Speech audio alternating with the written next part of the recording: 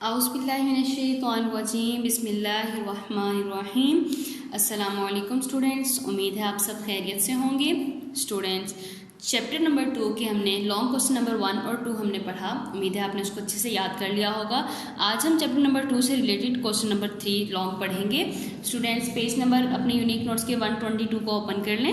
سوال نمبر 3 دیکھیے گا، نبی کریم صلی اللہ علیہ وآلہ وسلم قرآن کریم کی کسی ایک آیت کے حوالے سے ختم نبوت کا مفہوم واضح کریں، یا پھر سوال اس طرح سے ہو سکتا ہے کہ ختم نبوت پر نوٹ تحریر کریں۔ جواب، ختم نبوت کا مفہوم عربی زبان میں ختم کے معنی ہے مہر لگانا، بند کرنا، آخر تک پہنچانا، کسی کام کو پورا کر کے فارغ ہو جانا۔ اور ختم نبوت کا مفہوم یہ ہے کہ آدم علیہ السلام سے نبوت کا سلسلہ جو شروع ہوا، یک کے بعد دیگرے یعنی ایک کے بعد ایک بہت سے انبیاء کرام علیہ السلام آئے، کچھ کے پاس اپنی علیحدہ آسمانی کتابیں اور مستقل شریعتیں تھیں، اور کچھ اپنے سے پہلے انبیاء کی کتابوں اور شریعتوں پر عمل پیرا تھے۔ یہ سلسلہ حضرت محمد صلی اللہ علیہ وآلہ وسلم پر آ کر ختم ہو گیا۔ آپ صلی اللہ علیہ وآلہ وسلم پر ایک جامع اور ہمیشہ رہنے والی کتاب نازل ہوئی، اور آپ صلی اللہ علیہ وآلہ وسلم کو ایک کامل شریعت دی گئی۔ آپ صلی اللہ علیہ وآلہ وسلم آخری نبی ہیں۔ آپ صلی اللہ علیہ وآلہ وسلم پر دین کی تکمیل ہوئی، اور آپ صلی اللہ علیہ وآلہ وسلم کی شریعت نے پہلی تمام شریعتوں کو منسوخ کر دیا۔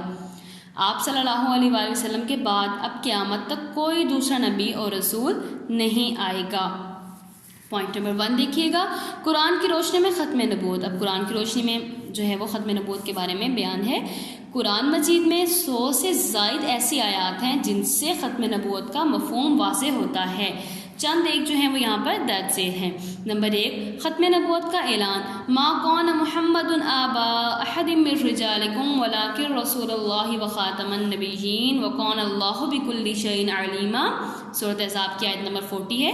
ترجمہ، محمد صلی اللہ علیہ وآلہ وسلم تمہارے مردوں میں سے کسی کے باپ نہیں مگر وہ اللہ کے رسول اور خاتم الانبیاء ہیں، اور اللہ ہر چیز سے واقف ہے۔ پوائنٹ نمبر 2 دیکھیے گا، عمومیت اور ختم نبوت۔ قل یا ایھا الناس انی رسول اللہ الیکم جمیعا۔ قل، آپ فرما دیجئے صلی اللہ علیہ وآلہ وسلم، یا ایھا الناس، اے لوگو، انی رسول اللہ، بے شک میں رسول ہوں، الیکم جمیعا، تم سب کی طرف، یعنی میں تم سب کی طرف رسول بن کر آیا ہوں۔ اللہ تعالیٰ نے آپ صلی اللہ علیہ وآلہ وسلم کو تمام انسانوں کے لیے رسول بنا کر بھیجا ہے، اور قیامت تک ہر قوم، ہر دور کے انسانوں کے لیے آپ صلی اللہ علیہ وآلہ وسلم کی رسالت عام ہے، اور سب کے لیے آپ صلی اللہ علیہ وآلہ وسلم کی تعلیم کافی ہے۔ پوائنٹ نمبر 3 دیکھیے گا، جامع شریعت اور ختم نبوت۔ اللہ تعالیٰ نے آپ صلی اللہ علیہ وآلہ وسلم پر دین مکمل کر دیا۔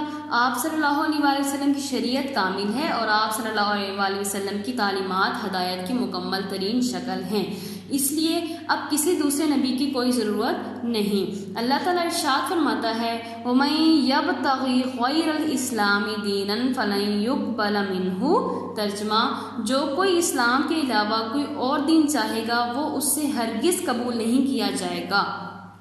پوائنٹ نمبر 4 دیکھیے گا، محفوظ شریعت اور ختم نبوت۔ اللہ تعالیٰ نے آپ صلی اللہ علیہ وآلہ وسلم پر نازل کردہ کتاب قرآن مجید کی حفاظت کا وعدہ فرمایا، اور یہ کتاب 1400 سال گزرنے کے باوجود اس شان سے محفوظ ہے کہ اس کے ایک حرف میں بھی کوئی رد و بدل نہیں ہو سکا۔ اس کتاب کا ایک ایک حرف کاغذ کے صفحات پر بھی اور حفاظ کے سینوں میں بھی موجود ہے، اور اس میں محفوظ ہے۔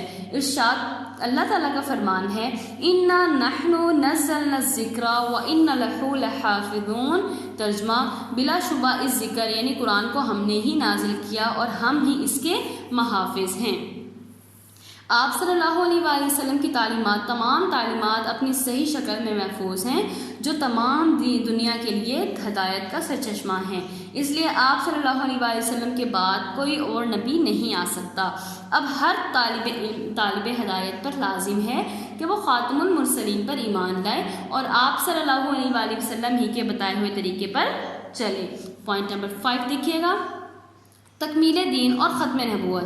آپ صلی اللہ علیہ وآلہ وسلم کی تشریف آوری سے ہدایت کا سلسلہ اپنے اتمام کو بھی پہنچا اور اختتام کو بھی، جیسے کہ قرآن پاک کی آیت ہے، سورۃ مائدہ کی آیت نمبر 3 ہے، الیوم اکملت لکم دینکم واتممت علیکم نعمتی ورضیت لکم الاسلام دینا۔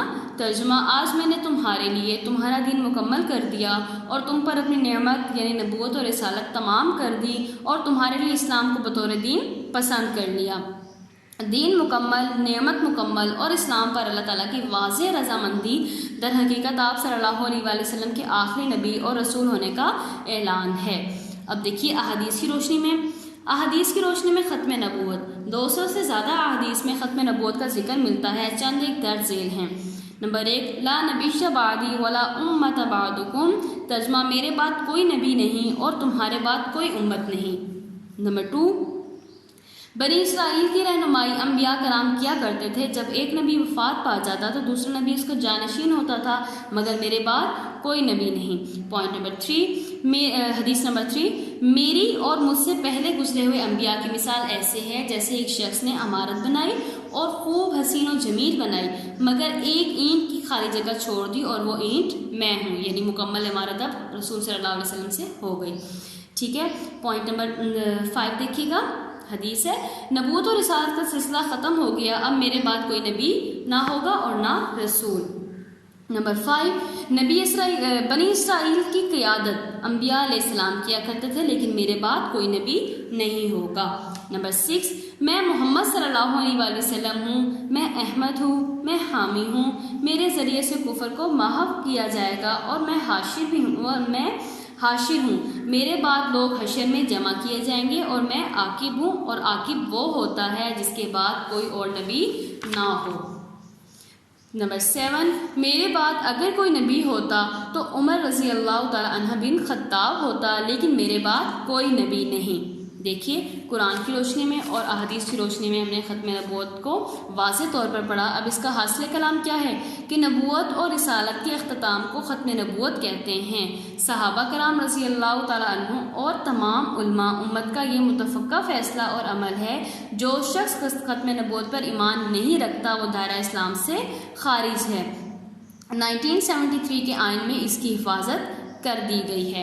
اسٹوڈینٹس، یہ آپ نے کوشچن نمبر 3 اچھے سے یاد کر لینا ہے، یہ آپ کے یونیک نوٹس کے پیج نمبر 122 سے لے کے 124 تک ہے، آپ نے اس کوشچن کو اچھی طرح یاد کر لینا ہے۔